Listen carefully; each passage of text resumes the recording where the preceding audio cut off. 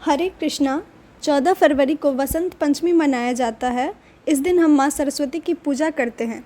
आप सभी जानते होंगे कि माँ सरस्वती हमें विद्या और बुद्धि देती है, लेकिन आज मैं आपको एक ऐसा चीज़ बताने जा रही हूँ जिस पे अगर आप मेडिटेट करेंगे तो आपको अपने आप जो स्पिरिचुअल नॉलेज है वो अपने आप मिलने लगेगा।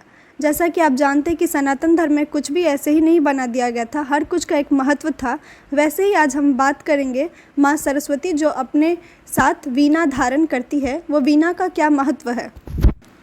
योगा में स्पाइनल कॉर्ड का बहुत ज़्यादा इम्पोर्टेंस बताया गया है, क्योंकि स्पाइनल कॉर्ड जब हमारा स्ट्रेट होता है तो ईरा, पिंगला और सुषुम्ना से अच्छे तरीके से एयर फ्लो होता है और एनर्जी अच्छे तरीके से पूरे बॉडी को मिल पाता है।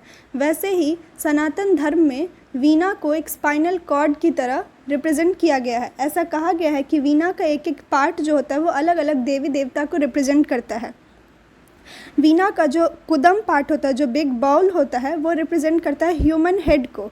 जैसे कि कुदम जो होता है वो साउंड का रिजर्वायर होता है, वो साउंड को समेट के रखता है।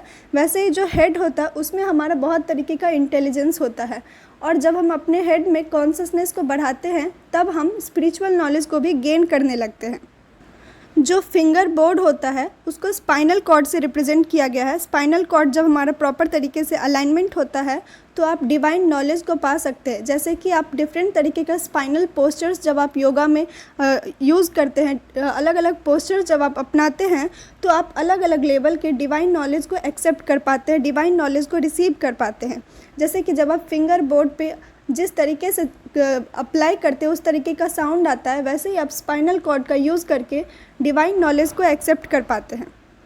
उसके बाद याली जो कि रिप्रेजेंट करता है ड्रैगन को, जो एक बताता है कि ये जब आपको कोई बुरा नज़र लगा रहा हो या कोई कुदृष्टि हो तो कैसे आप उस पर विजय प्राप्त करते हैं।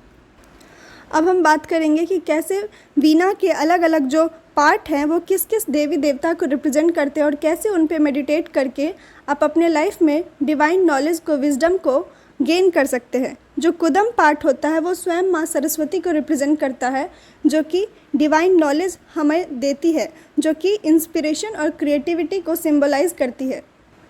वीणा का जो नेक पार्ट होता है वो माँ गायत्री को रिप्रेजेंट करता है।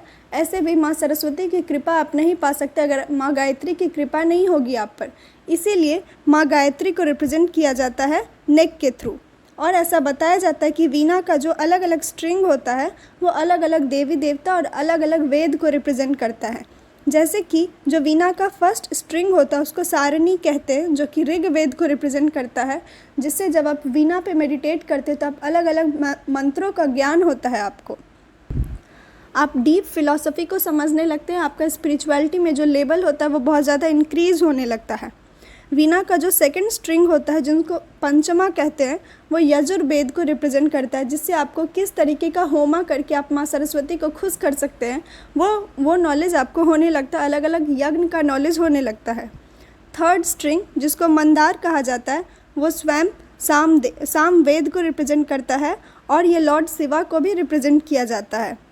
फोर्थ स्ट्रिंग जिसको अनुमंद्रा कहते हैं वो अथर्व वेद को रिप्रेजेंट किया जाता है, और इसके जो देवता हैं वो है अग्निदेव। ऐसा कहा जाता है कि अग्नि एक टूल है जो कि हमारे ह्यूमन बॉडी को गॉड से कनेक्ट करते हैं। इसीलिए जब भी आप कोई बड़ा पूजा पाठ करते हैं तो आप उसमें हवन जलाते हैं, ताकि आपका जो भी विश है वो आप परमात्मा तक ईजिली पहुंचा सके, क्योंकि अग्निदेव जो होते हैं वो एक कनेक्टर की तरह, एक मीडिएटर की तरह वर्क करते हैं।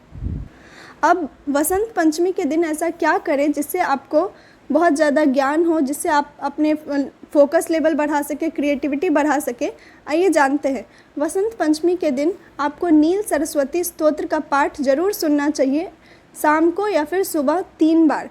इससे आपका जो भी शत्रु होता है, जो भी आपके एनिमी होते हैं, जो भी कंपिटिटर होते हैं, आप उनसे कोप अप कर पाते हैं और आप धीरे धीरे अपने स्टडी में आगे बढ़ पाते हैं।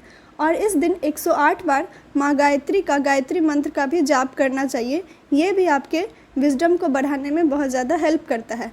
इसीलिए अच्छे से वसंत पंचमी मनाइए और अवेयर होकर बनाइए। अपने अंदर जो सरस्वती है, जो चेतना है, जो शक्ति है, उसको जागृत करिए। धन्यवाद। राधे राधे।